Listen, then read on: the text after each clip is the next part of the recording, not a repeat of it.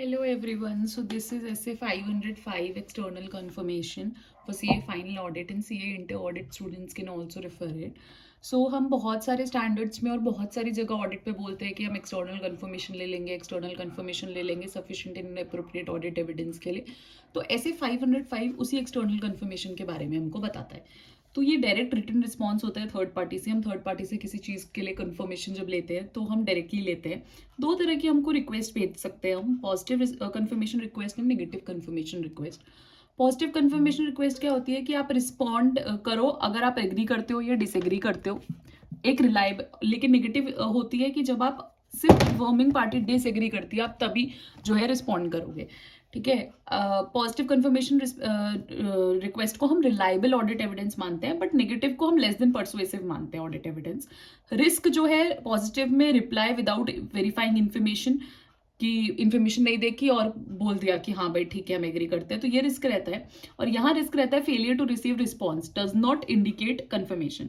अब नेगेटिव है, हमने बोला कि भाई जब आप डिसएग्री करो तभी आप जो है हमको बताना, लेकिन हो सकता है मिस ही हो गई और हम सोचे कि डिसएग्री कर रहा है, तो जो अगर हमें रिस्पॉन्स नहीं मिला हमें उसको ये नहीं मान सकते कि भाई ये इंडिकेशन ही है.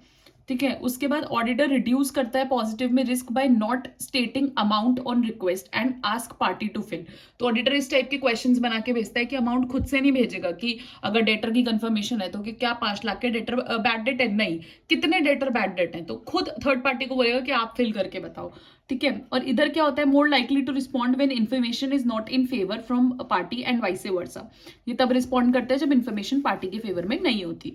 पॉजिटिव में lower response rate because additional efforts required, lower response rate होता है. नेगेटिव में not a sole substantive audit procedure unless, इन चीजों की वजह से सोल सब्सटैंटिव ऑडिट प्रोसीजर नहीं मान सकते नेगेटिव को. किन चीजें, low on risk of material mistreatment है तो SAE sufficient and appropriate audit evidence मिल गया. लो एक्सेप्शन रेट है अगर स्मॉल एंड होमोजीनियस आइटम्स है पॉपुलेशन में, auditor not aware of circumstances that would disregard such request. ये सारी सिचुएशंस है.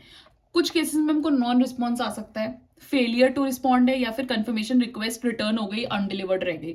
एक्सेप्शन आप क्या मानोगे, response that indicate difference between information requested and provided. Exception किसको मानोगे कि हमने जो रिक्वेस्ट का इन्फॉर्मेशन जो रिक्वेस्ट करी है और जो हमको मिली है उसमें जो भी डिफरेंस है उसको हम एक्सेप्शन मानेंगे. ठीक है. Management refusal to allow to send confirmation request. Management मना ही कर रहा है कि आप कंफर्मेशन रिक्वेस्ट भेजो ही मत, तो आप इंक्वायर करो कि क्या रीजंस है मैनेजमेंट के. इवेलुएट करो implications of refusal on assessment of रोमम, risk of material misstatement पे इम्प्लीकेशंस देखो. ऑल्टरनेटिव प्रोसीजर्स हैं तो वो कर लो.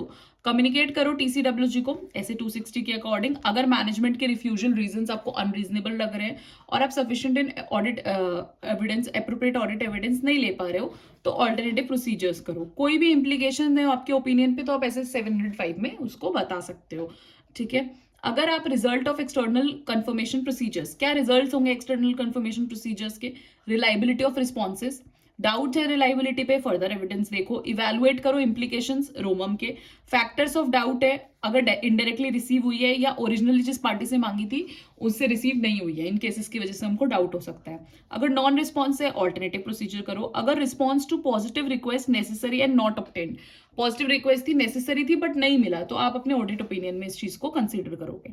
और आप एक्सेप्शन के केस में क्या करोगे, इन्वेस्टिगेट करो वेदर और नॉट इंडिकेटिव मिसस्टेटमेंट, कि ये एक मिसस्टेटमेंट है कि नहीं है, वो आपको इन्वेस्टिगेट करना पड़ेगा. So this was about SA 505. I hope you like it. If you found this video helpful, please share with your friends and like and subscribe. Thank you.